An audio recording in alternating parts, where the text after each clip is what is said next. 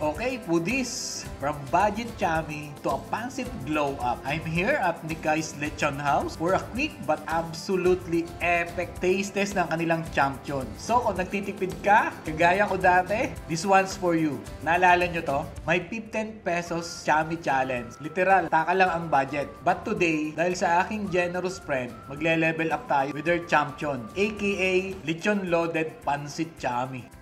Check this out. Malutong yung lechon. Legit. Ang generous ng serving, guys. Crispy lechon, kikiam, gulay. Kulang na lang fireworks sa bawat kagat. At 199 pesos. Good for 2 to 3 person. Pero feeling ko, good for 1 na lang ako pagkatapos nito. Yung lechon, nagdagdag siya ng perfect crunch sa saucy. Chewy pancit chami. So may balance of flavors. May asin, may matamis, at umami explosion with every bite. Sobrang sulit nito for the price. They've got more. If you're planning a handaan, they've got bilao packages. Perfect for birthdays or kahit simpleng inuman. Plus, may rice meal din sila. Kung hindi pansit ang iyong vibe. Pero magpakatotoo tayo, masarap ding mag-rice kung may champion. So guys, if you haven't tried Nikai's Lechon House yet, trust me, this is your sign. It's pancit chami, but make it lechon paabulus. Pa-champion naman dyan. Kung nagustuhan ninyo ang video ito, like, comment, and share. Follow my Facebook page and subscribe to my YouTube channel for more.